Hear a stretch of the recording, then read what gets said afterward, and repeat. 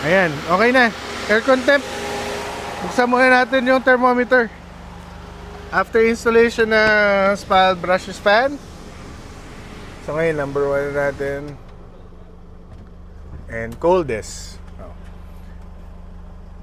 Naka number 4 yun eh. Oh, ayan.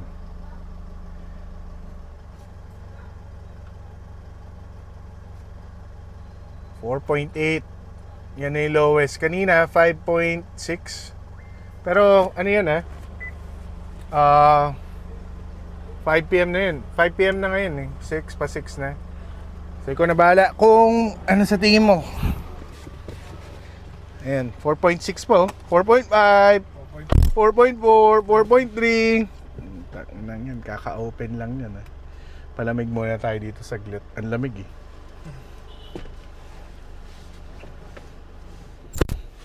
Kala ko